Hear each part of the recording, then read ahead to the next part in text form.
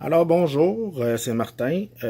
Comme promis, je vous fais ma petite vidéo de démonstration comment calibrer votre radio et comment calibrer votre radio mécaniquement et comment calibrer votre radio logiciellement, on va dire, dans VRC Pro, ce qui est très important pour avoir 100% de votre contrôle puis avoir zéro problème de conduite dans le jeu. Et c'est aussi vrai aussi dans la vraie vie avec les vrais RC. C'est très important de faire cette étape-là à chaque nouveau véhicule ou à chaque changement mécanique que vous faites sur votre radio. Donc, pour commencer, j'aimerais parler d'un petit point qui est très important pour VRC. VRC comporte certaines petites capriciosités, on va dire.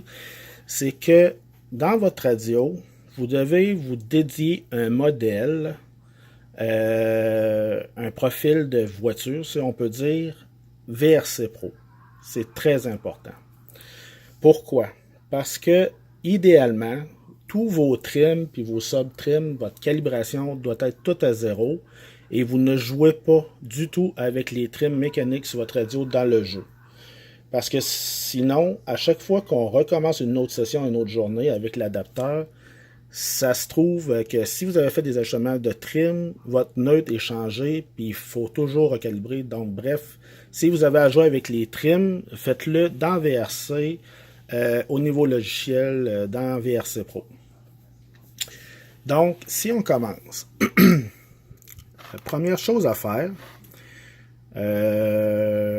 avant même de créer votre profil, ce qui est important, c'est que votre main soit bien adaptée sur votre radio.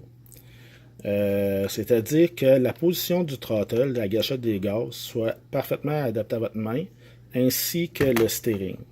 Si vous avez des changements mécaniques à faire, c'est-à-dire le changement du radial ici, c'est-à-dire de 32 à 38 degrés, il y a des options aussi pour le steering, et aussi la position, ici on voit les barres, là, pour l'ajustement de la position du doigt pour le centre, c'est-à-dire que le throttle peut reculer comme avancer au point neutre, et aussi le endpoint du brake mécanique, qui est la petite vis qui sort aussi, que je peux ajuster aussi sur la 4PK.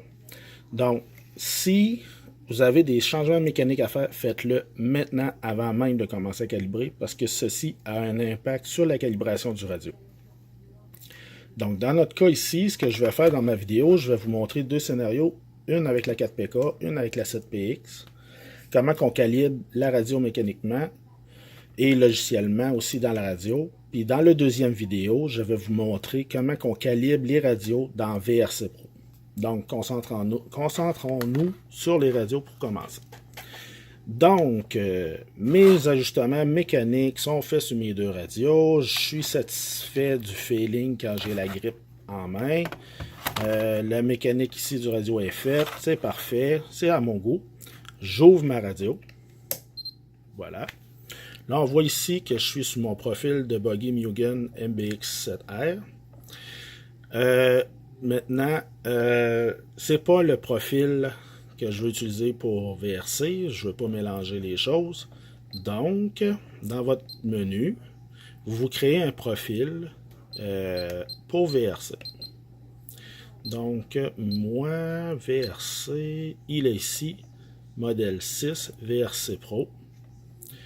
Comme j'ai dit tantôt, c'est pour être sûr que vos settings sont parfaitement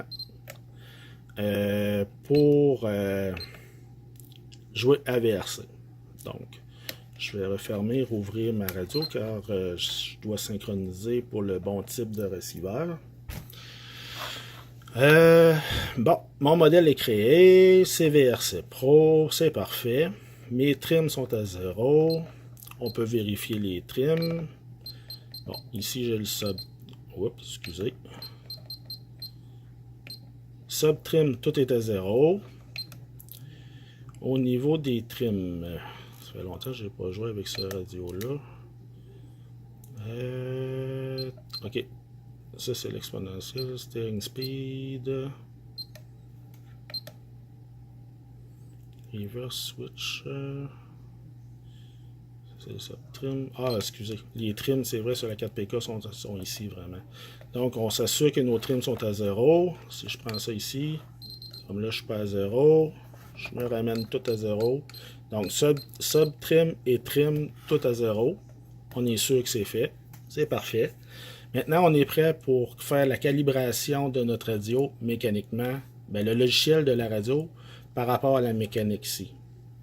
Puis ça, c'est comme je vous dis, je vous répète, c'est aussi important pour VRC que pour la vraie vie en RC.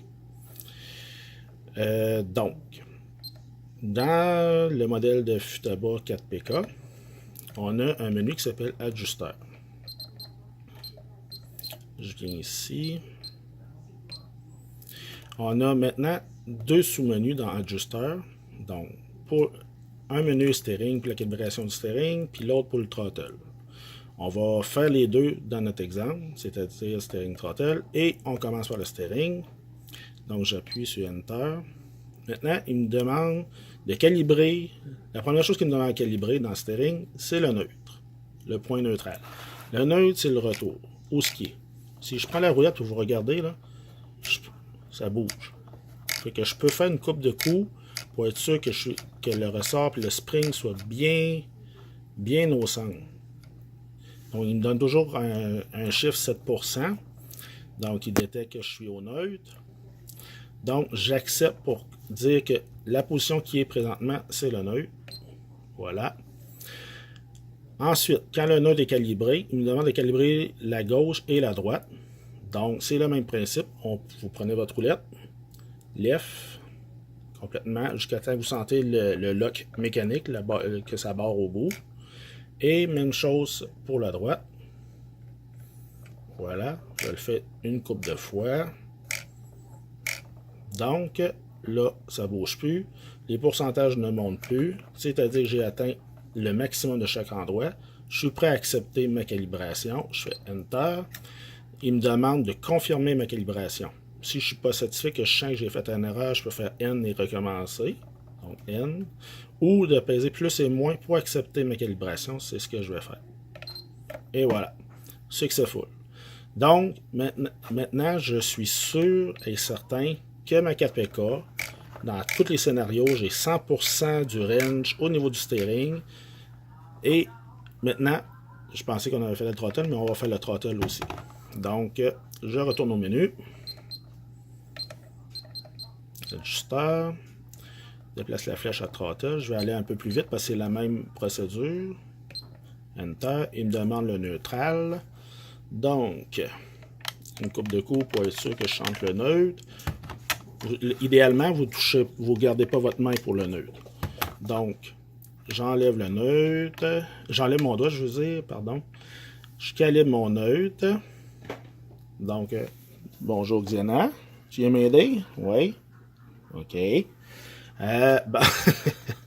Donc, 35%, j'ai fait une coupe de coups. Je suis sûr que je suis au centre. J'accepte mon neutre. Et il me demande le forward et le break. Donc, je fais la même affaire qu'avec le steering, soit avec le throttle. Le break au fond. Le steering, pas le steering, mais le throttle au fond. Donc, qu'est-ce que ça donne sur les chiffres? Voilà. Ça ne monte plus. Donc, je relâche tout.